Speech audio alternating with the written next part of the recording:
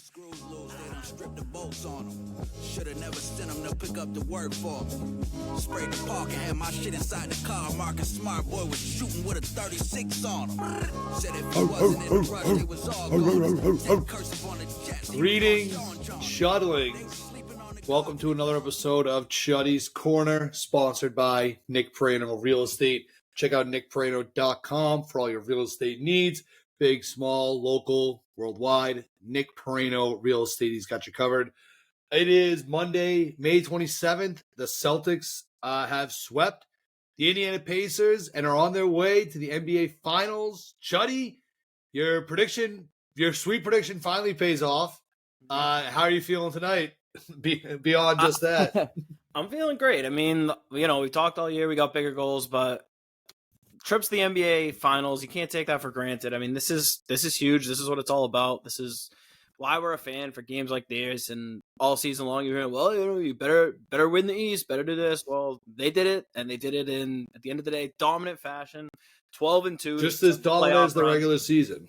Yeah, exactly. They've picked up right where they left off in the regular season. Absolutely cruised through the East, almost no resistance whatsoever. So if teams want to say, they played this team, they played that team, whatever. They played the teams in front of them. They dominated every one of them. 12-2 en route to the finals is pretty amazing. Undefeated on the road. 4-0 in crunch time games and done almost all of it.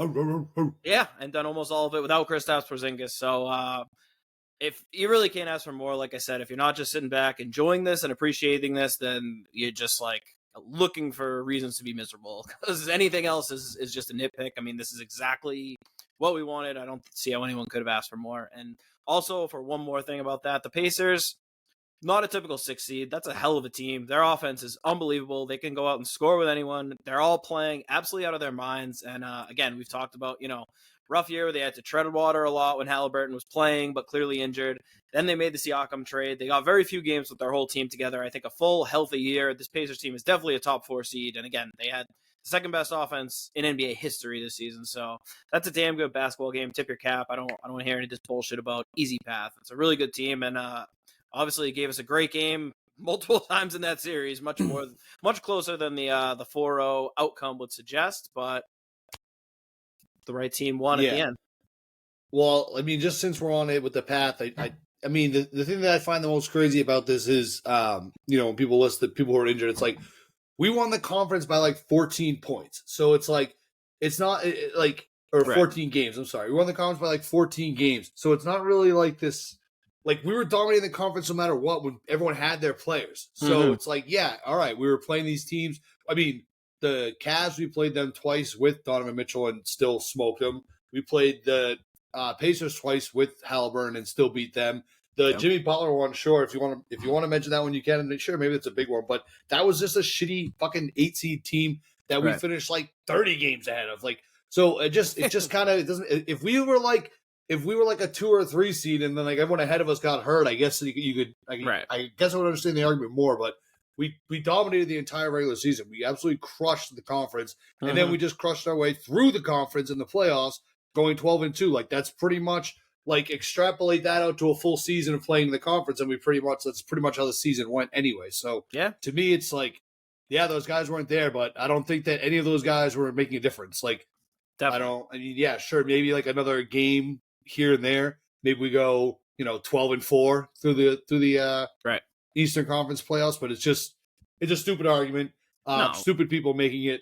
There's a lot of stupid people out there. Totally agree. Class of the East all year long, no matter who was in and out. And at the end of the day, also, can we get some damn respect for how durable our friggin' stars are? Like, sorry, but it's hugely important that our guys always go out there and fucking play and are relied on to make deep-ass playoff runs year after year after year. And people talk about it like it's some kind of detriment. Like, oh, they have all these great stats just because they're, like, always playing and they're always in these games. And it's like, yeah, because they're always available. Right. You look at all these other stars where it's like anyone using like, oh, well, Philly, if they were healthy, they're never healthy. Embiid doesn't stay healthy. So like that's not some like crazy fluke that Embiid and Giannis are getting hurt. These guys like get hurt almost every single year, and Tatum and Brown are just like Iron Men. So at a certain point, like, it's not a fluke. It's part of how you build a team. It's part of who these guys are.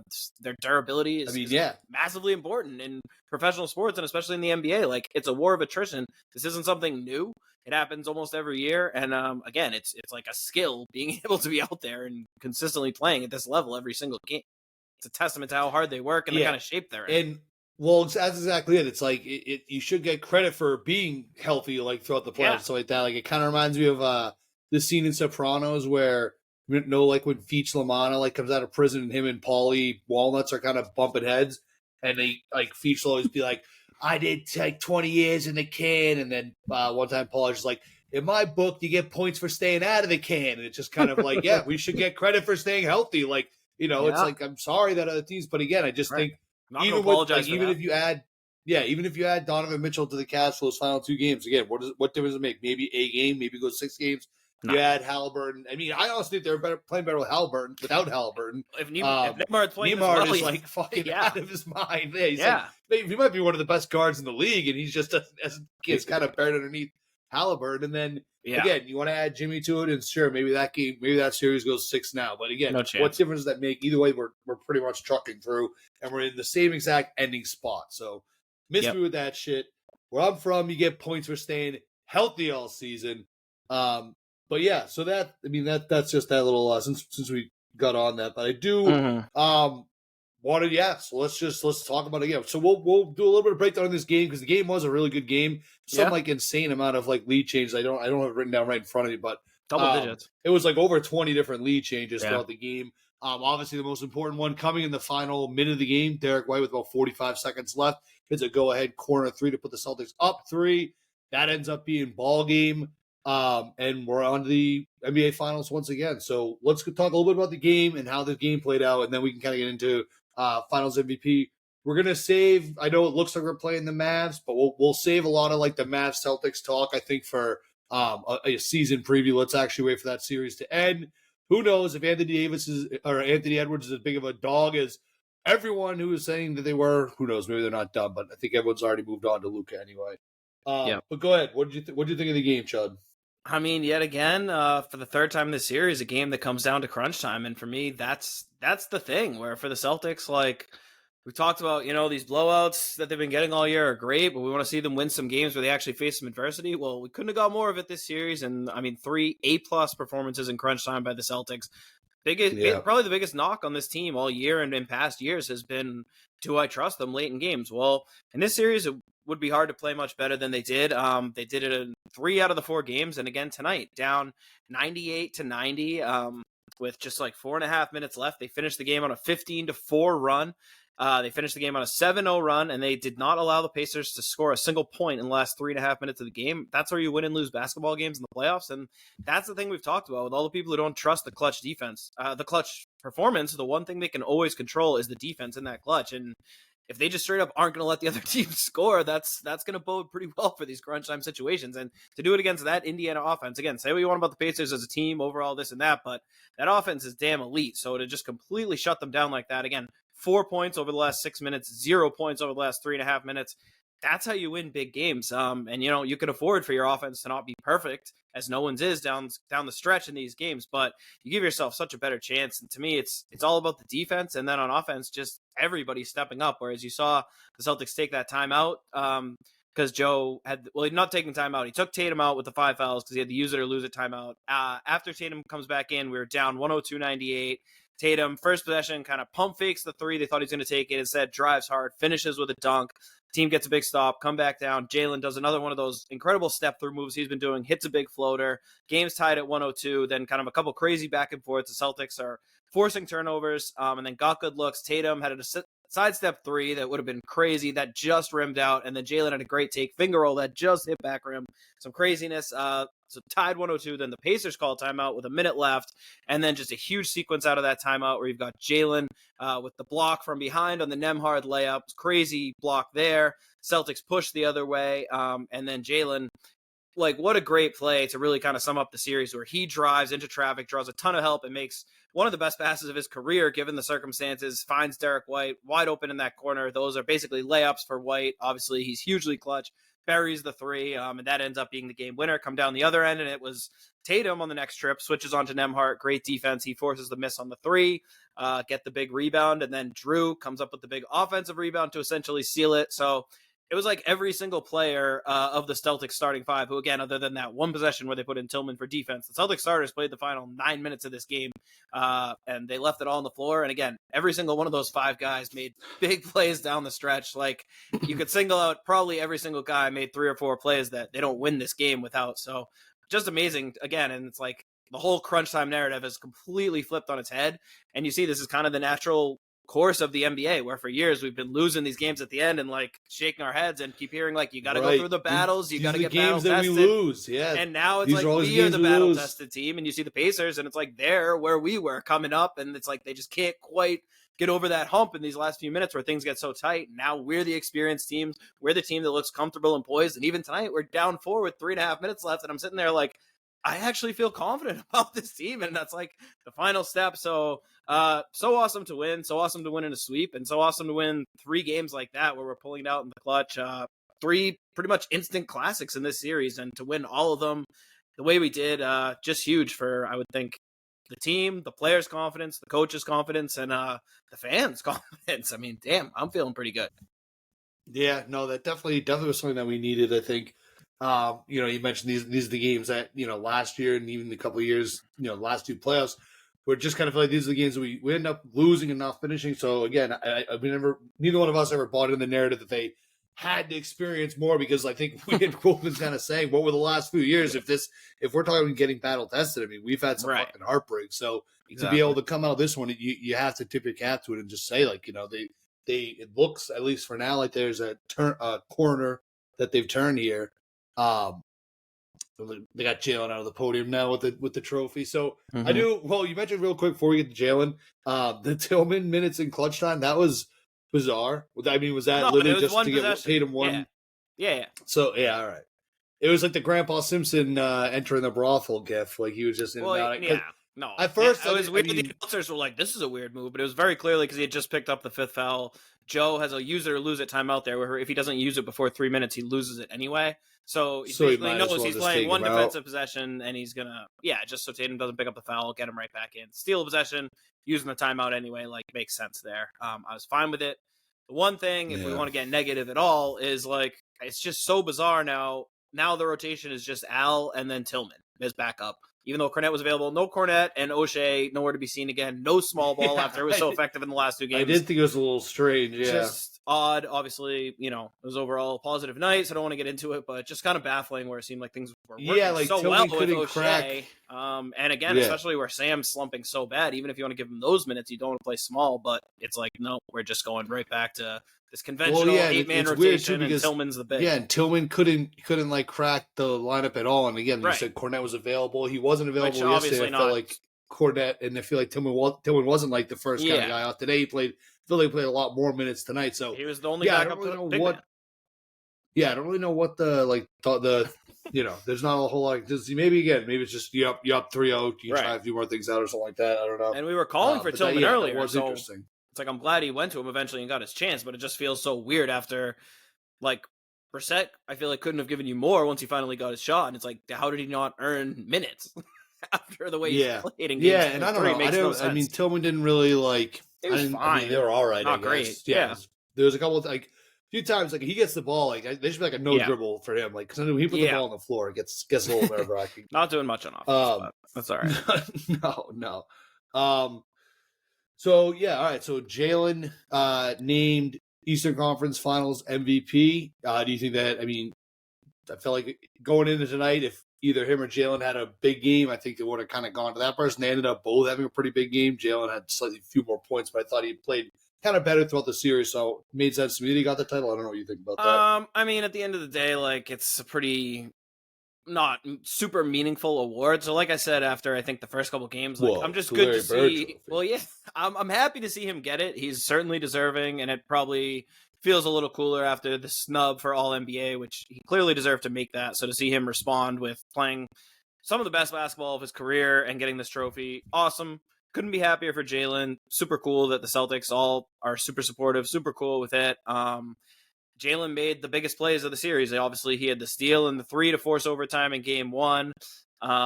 He had the clutch block and then the assist tonight to help close this game out. He had the 40-point game, was awesome. So again, not really going to squabble with it. At the end of the day, though, if you really want to get into semantics, I think we all know Jason Tatum is the most valuable player on the Celtics and in this series, no exception.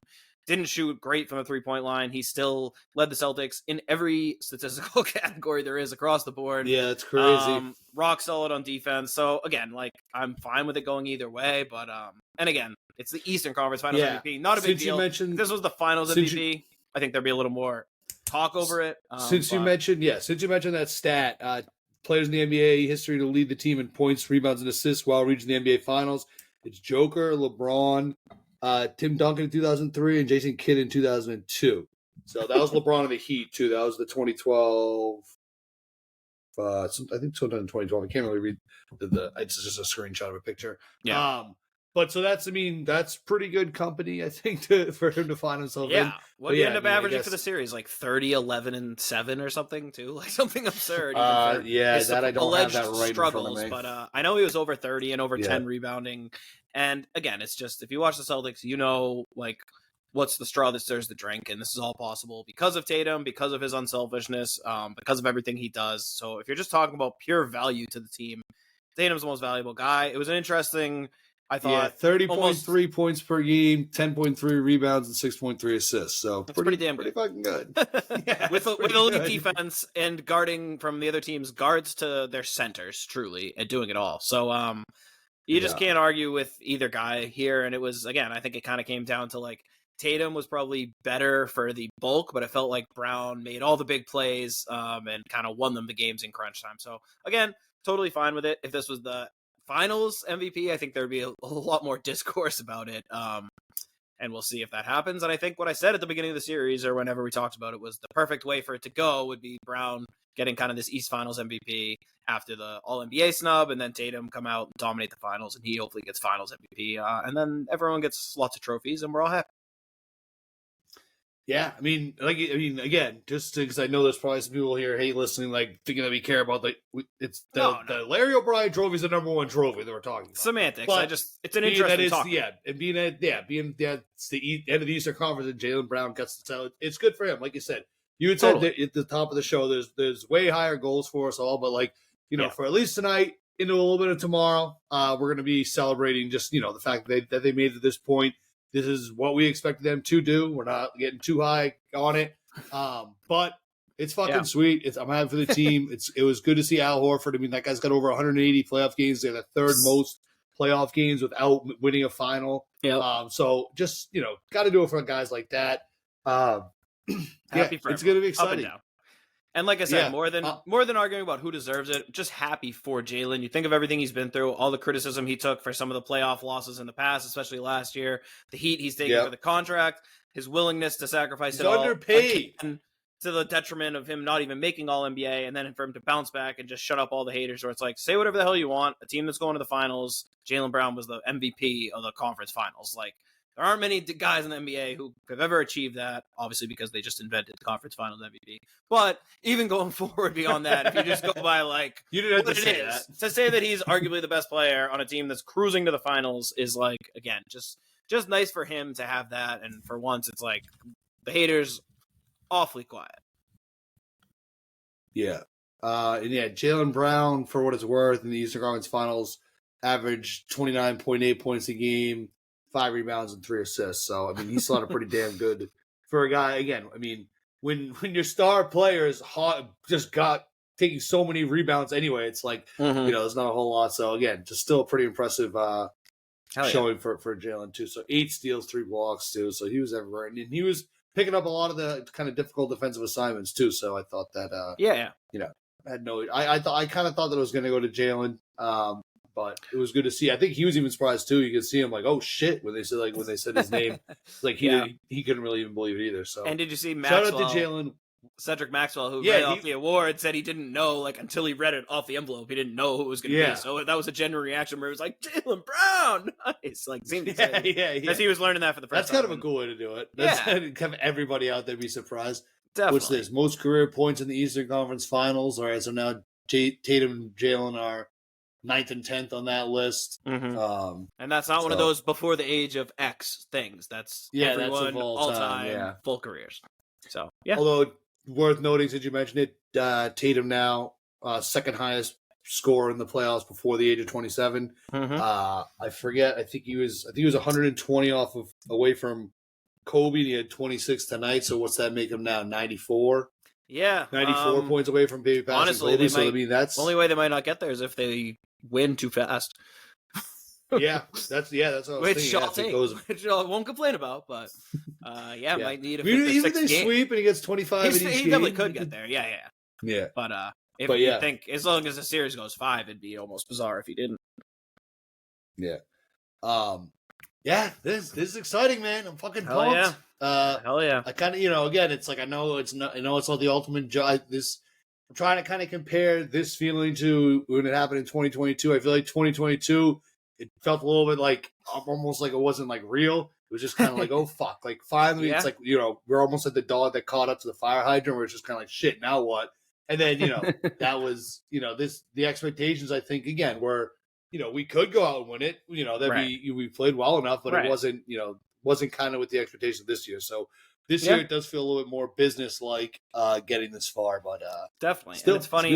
It's funny that you said business like because I was gonna say the whole themes of the year we've been talking about. I feel like it's take care of business and don't play with your food, and that's exactly what we saw finally in these playoffs, where it was just a business like win after business like win. No playing with our food, really. I mean, you can't. We've killed ourselves in past years just playing these extra games, and again, this series easily could have.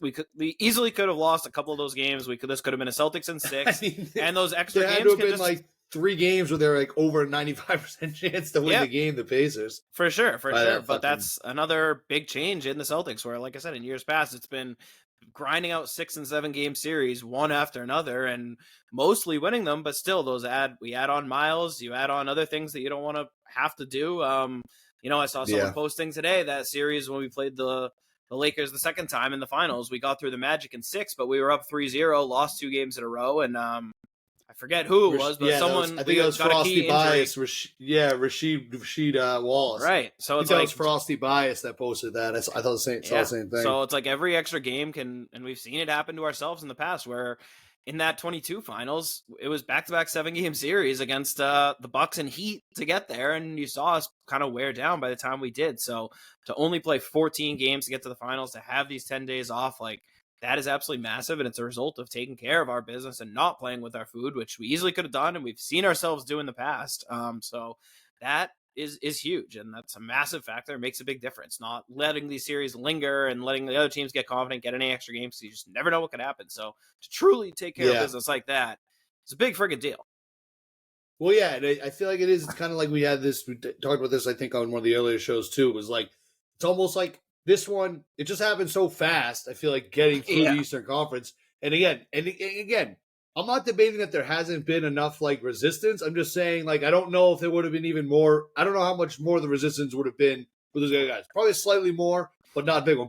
But the point of it is, like, we got through pretty easy. It's almost like it doesn't feel real. Like, it's almost like, holy shit, wow, we're already to the finals. Whereas in 2022 when we did it, it was like it felt like we would just climb this fucking mountain and reach, like, the top of it, because that was such a grueling, those are such grueling playoffs. Every time we've been in the playoffs, it's been this, like, complete stress factory. Like, it's like the worst. It's the most unenjoyable. Like, our playoff runs have been so unenjoyable. I mean, not only for the fact we don't win, but just like even like along the ride, you want to try to enjoy the ride, but the games are so stressful. And this one, it is just kind of crazy. I mean, outside of this series, there was some good games in this series, but that kind of made it, a little bit fun. But so where we're at now, it's just kind of funny. It's almost like this like relief thing where it's like, okay, well, thank God we didn't fuck that up. So now we just have to like get over this final step here. So it's definitely it's a little bit of a different feeling in that sense. Well, it's a different feeling also because in that 22 season, I think people forget, like, that was the first year under Ime Udoka with massive changes, and we were coming off a really disappointing year, and we started that year, 24-25, before famously turning it on to one of the biggest turnarounds in NBA history. So, again, it's like, kind of, looking back, it's easy to forget, but, like, whole finals run and everything was almost like a little bit of a shock that we were even able to do that. Yeah, and like we didn't go into the season with those expectations. Looking back now, it's like, yeah, obviously we were sick, but yeah, exactly. Halfway through the season, we were wondering if we were a play-in team, and there were people saying we should blow it up or even tank for the next season, and we ended up turning things around, making that run to the finals. Which again, I don't want to say we were happy to be there, but I think part of it definitely it did feel good. But it did, yeah, no, like seriously. So this one feels different for a lot different reasons, but again, like this is the way things go in the NBA. Truly, it takes teams time, and it does just feel like the Celtics, our stars are 26 and 27, like they're in their prime. They've gone through battles. We have our battle-tested veterans, Al Horford, Jrue Holiday. So again, like being battle-tested is much more than this one playoff series. Like these players, especially our 5 starters, right? Or Porzingis too, whenever he's healthy, like these guys are as battle-tested as it gets. They've preached sacrifice, and they've done it. Like, they are playing far beyond their years. And again, this is how it goes in the NBA. When these superstars enter their prime is when things start to shift in their direction. I think this series was a huge sign of that, where we haven't seen, like, these tight series like that, where the Celtics arguably get outplayed for much of the action, but then are just able to impose their will and take games over in the last 5 minutes. And that's, like, the true mark of a dominant championship team. And that's just something, kind of a final step we haven't seen out of the team, and to see it like that on the highest stage in the Eastern Conference Finals, where it just looked like men against boys. And again, it's like things really have flipped. Now the Pacers are the team that has to figure those things out, and the Celtics look like a team that has figured it out, and they know exactly what they're doing out there, and it's just awesome to see. Yeah, and again, it's like it's kind of, this is just sort of the way of things, like you mentioned in the league. So I saw a stat that was out today. The LeBron was 21 playoff series before LeBron won his first title. So this was Jaylen's 21st. So next one will be his 22nd. And for Tatum, it was his 19th. So the next one will be his 20th. So for everyone who's like, Tatum has all these accomplishments and like, but he hasn't won.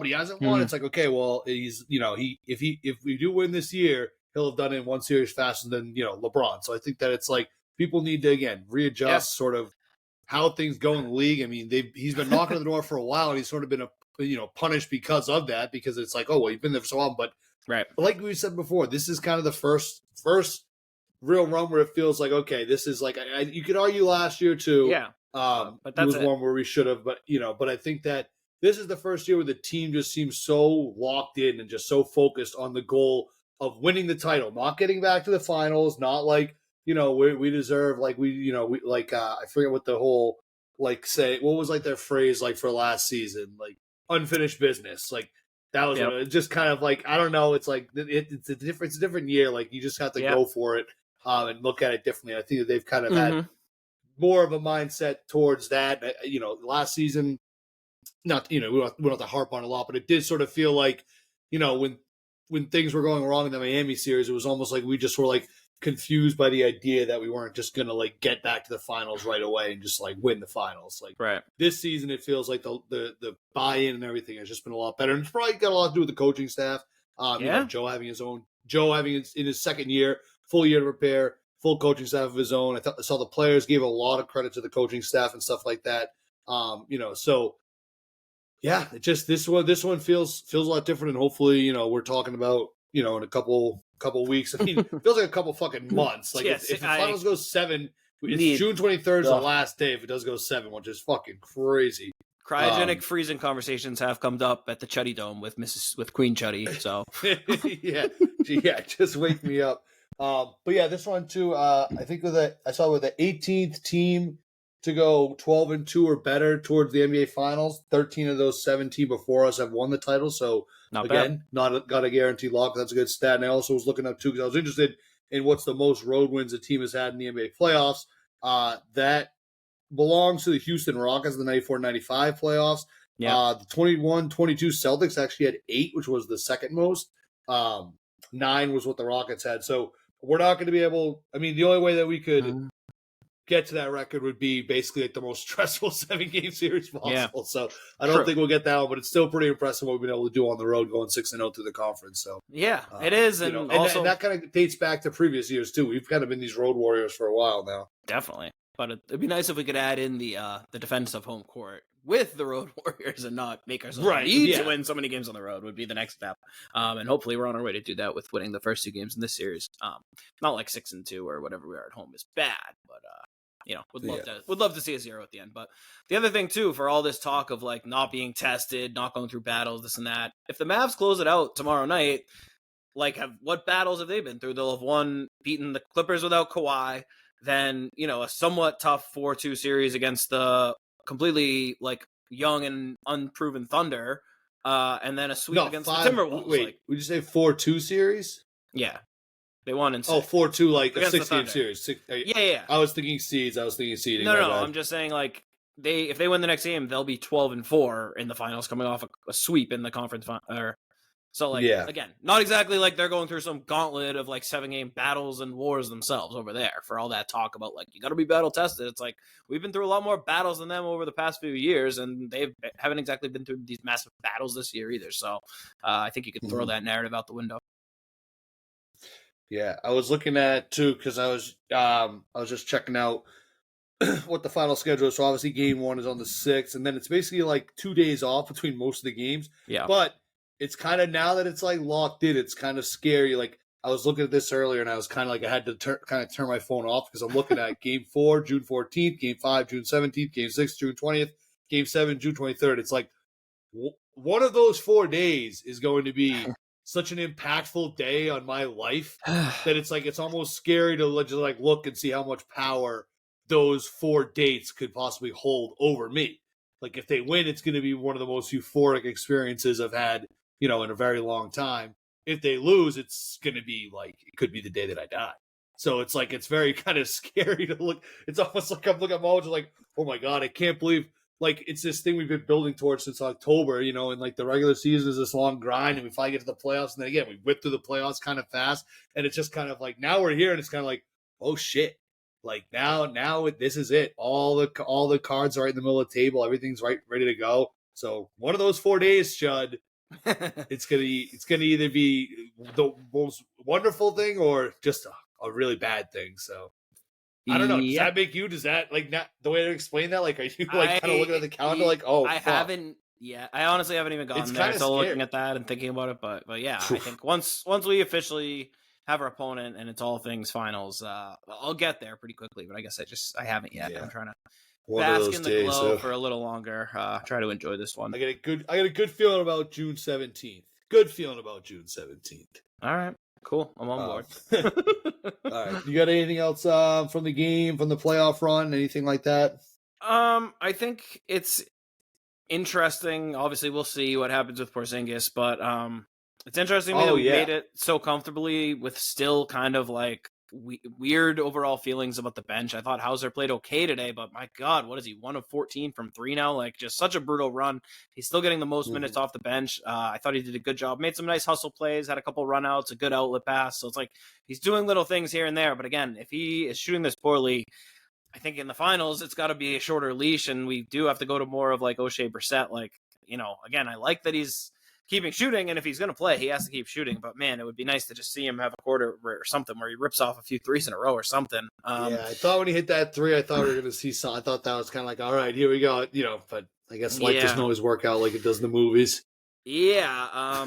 And then, Pritchard, we'll see what the matchup is next time. He could be tough to play depending on who we're facing. But, again, hopefully if Porzingis is back, that can cut out the need for really any of the Tillman or Cornet minutes in general. That argument can just go away. And honestly, if it's Porzingis, we can go 7 guys in the finals. Like I think we'll be well rested enough, and we'll have played few enough games that I'm just fine with running like long lineups. Get Porzingis and Al basically each playing half the game, depending on health and stamina and whatever. Play the other 4 starters a shitload, and then a little bit of either Pritchard or Hauser or Brissett off the bench, and like that's got to be it. So it'll be interesting to see, and hopefully it sounds like everyone's still being super optimistic about Porzingis. So hopefully with this 10 days off will be enough for that he ready to go to start the next series. But who knows? I'm like, so I don't know if I'm getting that vibe about the Porzingis. I mean, I know I saw what Peyton Pritchard had today, where he was like, I think he'll probably be back. He should be back soon. But like they showed that clip of him walking around during, like at first I saw, he's at shoot around. And then I saw him and he just kind of was just walking around. He wasn't really like doing a lot. They had that video of him like a few weeks ago or like 2 weeks ago.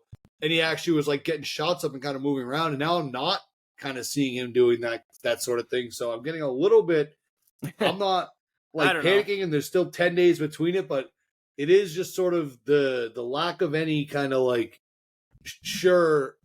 assurances on it is a little bit concerning. I don't know. For me, Yeah, I think guess. we played really well still without him to do what we did even without him. I mean, that's Mhm. crazy to think what the playoffs would look like if we did have him, but Right.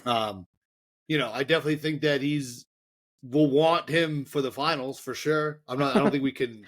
I don't think it's like we can't win without him, but I certainly like our chances better, and I'm sure he would love the opportunity to play against the Mavs. But it's a little bit like 10 days is no, and there's no like true game reps. So like I said, I mentioned I hope they're doing some like scrimmages during that 10-day break, like a little 5-on-5, like bench versus starters type thing. But I mean, that would be almost I don't know. almost like 5.5 full weeks. So again, you never know with these things, but I'm hopeful. I'm cautiously optimistic, I guess. We'll see what happens, but it is what it is at this point. Not much else you can do. And again, we've given him the best chance to heal in the most possible time to rest and recuperate and whatever. I think it was promising that I think today was the first game where he was just there on the bench for the entire game. So maybe that's something. I don't know. I thought he was at the game. I thought he was at game 3. No, he's been at them, but he hasn't been out there to start. Like he wasn't out. He'll be like bench, getting treatment and then come out. So I mean, I don't know if that means anything, but it feels good.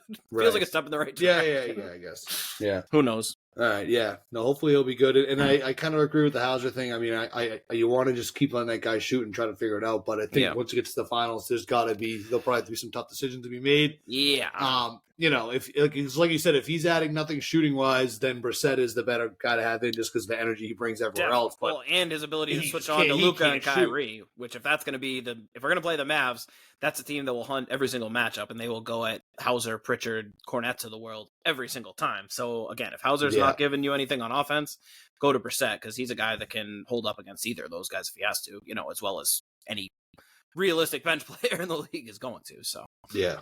We'll see, but we got a lot of time to figure that one out for sure. Pritchard's face looked pretty good. Yeah, he got dinged bad. One thing I will say, I thought it was a pretty horrendously officiated game, as is a common theme, but kudos to the ref for not calling the flagrant on Jaylen at the end of the game when he hit McConnell in the face, because I thought they had set the precedent where you get drilled in the face, but if you're not intending to hit him, then they're not going to call it. So I was glad to at least see if they had called that second one a flagrant, I would have flipped out because it was just like, how is that any different than Pritchard getting drilled in the face on a kick? So the ref sucked. But I had a meme all ready to go. I had that like sexual harassment in the office one where it's like, oh, you're sweet, and the other one's like, hello. Basically, I had that meme like queued up, and then when they said I think it was basically like, while unfortunate, there was no, like, I love that. Like a pretty hilarious phrasing. That was. But that's like exactly true. It's like, it was unfortunate the way he got hit, but what Jaylen did wasn't flagrant. Like, it was just unfortunate that he drilled him right in the face, but it was like a basketball play. Clearly nothing dirty, no wind-up. Unfortunate was hilarious. It's like a great way to describe it. But that's that. The one last thing I'll say, I think we'd be remiss not to give credit to the Pacers. I did a little bit in the intro, but again, that's a really good team on the up and up. What a great season for them. They lost Halliburton, kept on fighting. Andrew Nembhard, that kid is friggin' nails. Like, goddamn, he did not seem like he missed a shot. He is so tough and so strong. He was getting in there and like using his shoulder to create space and giving Derrick White all kinds of problems. It felt like everything he put up was going in. TJ McConnell, that kid, I mean, we use the term dog a lot, but he has got to be one of the biggest absolute a real dogs he is. in the league. Like, what a game changer. Every time he goes in there, he just gets into the lane relentlessly, makes every little play. Everyone who came off their bench, I mean, Ben Shepherd, the kid, he was thrust in there. He made some big moments. He's battling. Neesmith, another absolute dog. Like, that kid just fights and fights and fights. He made a couple of those big shots. If they had held on, I mean, those back-to-back mid-range step-backs he made contested would have been two of the biggest shots. Good for them. Siakam, that guy just continues to be a rock-solid, like, winning player. Turner had some nice moments. So you go up and down the board. Rick Carlisle, obviously a really good coach. Again, this team is ahead of schedule. They can keep building on that, maybe add one more piece, get the team fully healthy back. Like, that's a team that's going to be a problem in the East for years to come. So, again, I know they're not happy right now with getting swept, but to compete like that against this team with where they're at and, like, the trajectory of their rebuild where, just a couple of years ago they were trading for Halliburton. I think the Pacers over under this year on wins was under 41, so they were projected to be a sub 500 team.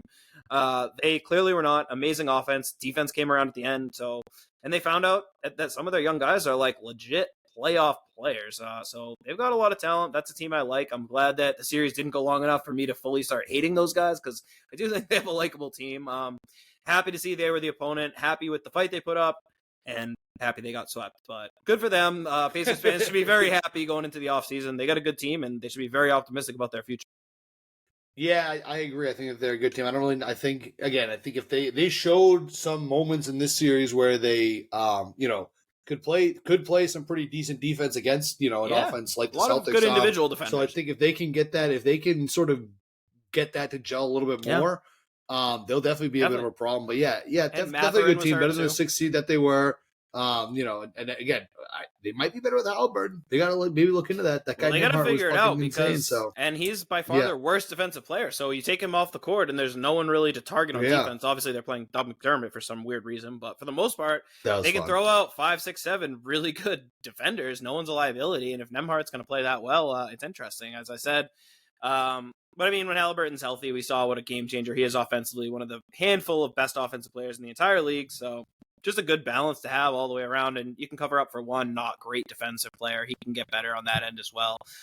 Benedict Mathurin, one of their most promising young players, was out for the season, didn't play at all in these playoffs too, so he'll be a really good addition. And this year they used a lottery pick on Jarris Walker out of Houston, who's a pretty raw prospect. And again, I think that speaks to where they thought they were at as a team, that they figured, we're still very much in rebuild mode. We're going to use such an early top 10 pick on a prospect who barely even played this year, wasn't a part of the rotation. So I think this is a team on the rise in the East, and I think we're kind of experiencing a change of the guard where these teams like the Heat, Bucks, maybe even the Sixers are getting older, and you're seeing, teams like the Pacers, that's a young team with clearly a bright future ahead of them. So I will not be surprised at all if this is not the last time we see them in a big playoff series down the road. Yeah, a worthy opponent for sure. It's so funny. I'm just watching some of the stuff after the game. It's kind of funny. I've never seen the side of Joe Mazzulla. I've never seen this level of fucking sight. There was some picture I forget. I think it might have been Jrue Carter tweeted out where he just looked downright giddy, and I never thought that would be no giddy, but looking excited giddy. But it's good for him. Youngest coach to lead a team to the final since Bill Russell when he was a player coach. I think so. That's pretty cool. Sweet. Yeah. But yeah, shout out to the Pacers. They definitely got a lot going for them. All right, we're gonna kind of save preview stuff for pod. We're gonna have 10 days, so we're gonna have at least 2 pods probably coming out during that time. But look for a preview of the finals, basically whenever this Western Conference one wraps up. Could be tomorrow. The Mavs go up 3-0 on the Timberwolves. This was something that I said going into this series. I thought that the Timberwolves looked obviously really good against the Nuggets, but it sort of felt to me, and this is, kind of just, reading into some plot, it felt like that was their slay the dragon moment, because it's not like that's a team that had been knocking on the door, and then finally broke through. It was that kind of seemed like a team that was kind of underachieved, hasn't really done much anyway. Was never really a serious contender. So then they finally do that, and it's yes, we finally beat this. And like I kind of said, I could see them coming out a little flat, and that didn't happen. Granted, game 2 was a really close game. Obviously, the Luka buzzer beater. This game last night too was wasn't necessarily it was pretty close. All 3 games towards the ending of it. Gone right down to the final. They've all been close, but they haven't. They're down 3-0. So do you think that? I think the series is over, if that's what you're going to ask. But, I mean, the Mavericks are going to win. It might be a sweep. It might not. But I think it's a lot like what we just talked about on this side where, one team is kind of ready and Luka, it's his time. Whereas Anthony Edwards, as great as he is and as great as he will be, he's still just 22. He's still figuring it out. This is the first time this team has won a playoff series. And you're seeing Ant looks exhausted out there. And he looks like he's forcing it. And he's not playing great. He's not making a lot of shots. He's trying to overcompensate. It's not going super well. Cat, we praised him last series. The best probably basketball he's ever played. He's completely reverted. He's been almost unplayable. I mean, they've benched him down the stretch of these games. It's been brutal. Rudy Gobert's taken a lot of the slack, but honestly, it's much more on those top 2 guys. If they're not going to get it done, Gobert is what he is, and he's doing the best he can out there, but they just look overmatched. They look like they're a young team. And I think, you go back and even look at some of their press conferences after they beat the Nuggets. They were acting like a team that had kind of just won a title the way they were very cocky, they're talking a lot. And shit. Yeah, which is I'm like to see that kind of stuff out there. But again, same thing we just talked about with the Celtics. It very rarely happens where a young team just comes out of nowhere and the first time they make it, they break all the way through and go to the end. There's a reason we talk about these cliches over and over again because this is the way it goes. You talked about LeBron not getting there till he was 27 or whatever. It's the same historically every single player. Jordan went through all those wars, lost. He was 27 when he broke through. I think KD was 28. take your pick, name your guy. There's almost nobody who's been the best player on a championship team before the age of like 25 or 26. The only guys you could possibly point to, D Wade, they had just gotten Shaq, who was still basically in his prime. And then Magic, who had Kareem Abdul-Jabbar, who was the best player in the world when he did it. So again, there's like some circumstances where it happens, but for the most part, these teams that are built around these young superstars, it takes them until they're 25, 26, 27 before they break through. That's the way it goes. I don't think it's hugely surprising. Steph Curry was 26. I think I thought Steph Curry might have been a little earlier, but he was 26. No, it's the way it goes. It really is. There's a reason, people always say this stuff because it is true. And again, if Edwards broke through, that would have been borderline unprecedented for him to do at this age. So again, I don't think there's any knock on Anthony Edwards. I don't think anyone should be reevaluating what they think of him as a player and how he'll develop long term. I think the trials and tribulations. It's a natural progression. Exactly. It's exactly what it is. So no knock on him, no knock on the Wolves. It's just very hard. And I think it's also a good reminder that, especially in the NBA playoffs, it is all about matchups. So that's why you can see, the Timberwolves, how they are built so well to beat the Nuggets. Not quite the same in this series against the Mavericks. We're seeing that. So it's the way it goes. It's the NBA. Yeah. Did you see Karl Anthony Towns said he takes 1,500 shots a day? Yes. So I did a little bit of the math there. So if he was practicing basketball for a full 24 hours a day, that'd be 62 shots per hour. Okay. Yeah, sure. Maybe. If he was doing 6 hours, so like every waking moment, let's say you're awake for about 16 hours, it's 94 an hour. Mm-hmm. If he decides to commit an entire work day, like, everyone has their 8-hour work day, he's just shooting if he just like, my work day is just shooting just basketballs, that'd be 187 an hour. And if he just was doing I'd say a 4-hour work day, that's like a regular NBA kind of, I feel like that's about maybe what an NBA player does for a workout. That's 375 shots per hour. So that would be good rate. Getting up 6 shots per minute during your workout. So seems doable. I'm going to go ahead and say that might not be an accurate description. 1,500. That's just a wild number. I mean, if you're going to know the number, you can't go with that one. Right. He is so clearly using hyperbole and just making the point of I'm doing everything I can. I'm getting shots up. It's just funny that that's the number he came up with. And then he threw out an actual number. It was 1,500. It just makes it sound hilarious. I think everyone's I'm shooting, I'm getting up shots all day. I'm in the lab practicing all day. Right. It's also very unfortunate for the Timberwolves too. They had the Suns thing where they did after they won the series, after they won Game 7, they were did them in the weight room keep working. Mm-hmm. But that's just never a good. I don't know how teams, because sometimes a team's social media team can be showing so up to the game and then in they all fall black. for that. They're showing up in all black for the funeral and the team photo of lifting right after the game. That almost never ends well. Yeah, no, it's awful. So but they won't learn. It's part of the NBA progression. Like I said, they'll learn from this. Yeah, this is so. I mean, I don't know. We'll see. We'll see how Game 4 goes. I think the series is pretty much over, but we'll see just how quickly it can be over. And then it looks like we'll have the Mavs. So again, keep an eye out for if they end up closing that series out tomorrow or on Tuesday. I would say probably pot out Thursday or Friday. So keep an eye out for those. Pretty much how the series goes. Follow at Chuddy's Corner on Twitter if you just want to get updates, or subscribe to the pod and you just get notified every time that a new episode comes up. So if you haven't hit subscribe, what are you waiting for? Great question. All right, yeah. So that's the Western Conference Finals. I think would certainly be remiss not mentioning the NBA, the basketball community. Big loss today. Bill Walton passing away after a battle with cancer. I did not even know that he was sick. So this one I was kind of oh shit, this is that kind of hit me. I feel like he was calling Pac-12 games in this basketball season. It was kind of. Kind of a bit of a shocker.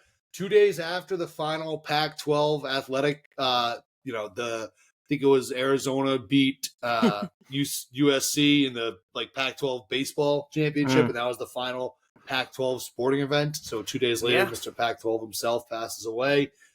Seriously, it sucks. I mean, they had a really good tribute video they showed at the Pacers arena tonight. That was kind of cool, and I sort of love. Everyone just sort of diving into the tie-dye and the Grateful Dead sort of stuff. Yep. The Rick Carlisle story too about his first date with his now wife. Awesome. He said we're going to see a Grateful Dead concert, and he basically was like, "Oh yeah, I can get you in. Just go around to this door and tell them that Bill Walton says you're Rick Carlisle of the 1986 Boston Celtics." Yep. And then so he did that, and he ended up getting back. He was like, I just thought I was getting into the show. You got like backstage passes and stuff like that. So, that's an excellent first date, excellent wingman move. Calling Pac-12 late night games, like, guy was just hilarious. So, Bill Walton, 2-time NBA champion, league MVP, 2-time college champion, just like all-around gamer. So, rest in peace, Bill Walton. Super unfortunate. I don't know if you have anything to say about Bill. Yeah, I mean, again, we throw around the word legend a lot, but Bill Walton, like, truly a larger-than-life figure, an absolute legend to, everyone in every corner of the basketball world, like you just mentioned. One of the greatest college players in the history of basketball. Injuries derailed what would have been an unbelievable NBA career. I mean, he still had a great career. He was, like you said, the league MVP, led the Portland Trailblazers to their only championship, looked like he was on pace to be one of the best players of all time. Finals MVP for that one, too. Injury after injury just completely derailed his career.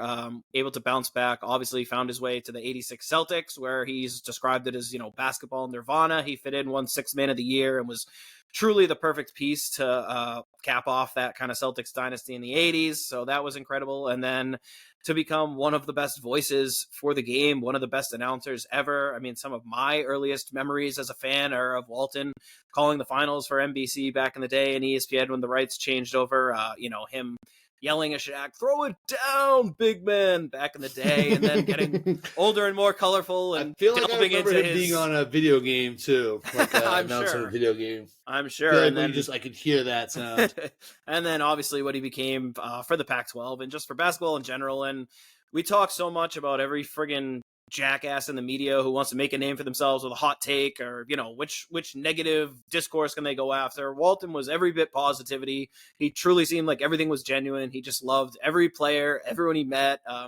Every single story about him you hear just adds to what you've already thought about him. A guy who it seems like, the more, it's so rare with like famous people and celebrities that the more you learn, the more likable a guy becomes. But it really feels like Walton was just a true one of one in every sense, in a way that went beyond basketball. And as truly a tragic loss, I still haven't processed that, someone like me who's up till the wee hours watching games every night will no longer, I just became used to, late night Walton after dark, hearing him past midnight on the East Coast rambling about God knows what that has nothing to do with basketball and being constantly entertained. I was hoping it would go on for many more years. It's sad that a it good won't. point you made too. So many people just try to make their cut their bones off. Like, what's like the craziest fucking thing I can say? Immediate response to a game, drive engagement, get clicks. This I'm gonna get clicks by being like this pessimistic asshole. And Walton just like you said, it's like you're turning that game on. And you're like, look, I know this guy. He knows ball. I know that, but it's like I might not hear how much ball he knows today. It could be anything that he's bringing up and kind of driving engagement and gaining popularity just by that. I did see, and I just went and found it. Ryan McGee from ESPN had a funny story that he posted about Bill Walton. He said, in 2018, I was heading to San Diego to work on a big Walton piece, but news about the FBI investigation into college hoop program. But news broke about the FBI investigation into college hoop programs, so I had to pivot to Syracuse Duke game to cover the reactions from Boeheim and Coach K. I called to apologize to Bill Walton, and his response: Ryan McGee, I would love to tell you that this is the first time that actions of the Federal Bureau of Investigation have altered the best laid plans for one Bill Walton, but that would not be the truth. So again, just like I can't even imagine like that. Like he's calling him just like so nervous, like I'm canceling on this legend here. He just like it's like, oh, the FBI, like classic FBI fucking on my plans. And it really is every Walton story is so genuine. And again, as tragic as this was, if there's one nice thing, it's great to see the outpouring of support. And looking through Twitter today, it was like you said, it was hard, a lot of dry eye in the house. It was one funny story, funny video, funny anecdote after another. And I could just read these and watch these clips and listen to him for days and days. And like I said, still hard to believe that he's gone. Very, very sad. Touching, like I said, I'm sure everyone who's ever probably enjoyed basketball in the last 20, 30 years, and especially people our age in their mid-30s growing up with his voice and then learning more about his triumphs and stuff before that. But just everything about this guy, amazing. I'll definitely in the next few days carve out some time to go watch the 30 for 30. I think it's called Luckiest Man Alive. Oh, yeah, Luckiest Man Alive. He had about himself. Yeah. I've seen it before, but definitely worth another watch now. So like I said, truly just soaking in every possible tribute to him. Great guy. And Wick's first thing on the podium said that, first thing he brought up was Walton and how this was dedicated to him. And couldn't think of a more appropriate way to kind of represent him with Celtic pride, a man who was a true Celtic, despite not being there for the bulk of his career at the beginning of it. But he made his impact in the green, and good to see them honor him by sweeping the Eastern Conference Finals. So something I'm sure he would have enjoyed. Yeah. Yeah, and and to the point too that 30 for 30 is an excellent 30 for 30, and it is kind of like one of those things where it's like, when someone dies, it's sad, but it's also for a guy like that. I mean, you can't say that guy didn't live his life to the full. So just a good reminder for anyone. Just make sure that you're not wasting away. Go out there and just have a good time. This is, I guess, real quick before we wrap up. Jaylen Brown, just as a funny quote about the Miles Turner altercation he had. So Miles Turner had the offensive foul on Derrick White. Jaylen kind of gave him a little bit of an arm push. Miles Turner sort of full on shoved Jaylen. Yep. Jaylen just kind of flew into the crowd a little bit. They both got technicals, but he said, Miles is a good kid. Let's start with that. Throughout the series, he loses control of his body a little bit. I was just letting him know, just watch it. He feels like he's at home. His family is watching. His girl is probably watching. He had to do something about it.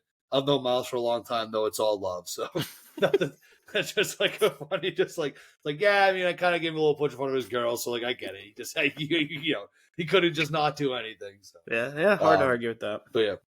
All right. We'll like I said, we'll be back. Follow the Chuddy's Corner page at Chuddy's Corner on Twitter. Subscribe to the podcast to get those updates about when the NBA Finals preview is coming. But for tonight, the Celtics are on to the Eastern Conference Finals with the win over the Pacers. Close of the series 4-0. Long break between, and we'll see who we get between the Mavs or the Timberwolves. Anything else, Chud? Eastern Conference champs, baby. Let's go. NBA Finals. Let's go. 3 years. Don't take it for granted. I know we're already on to the next, but don't take this for granted. This is good shit. This is what it's all about. Let's go. 4 more games. That's such a small number. That's it. 4 more. Come just on. 4.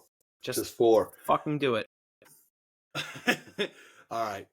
Make sure you're following us at Chuddy's Corner, at Doug_Outs is my account on Twitter. He's at King Chuddy.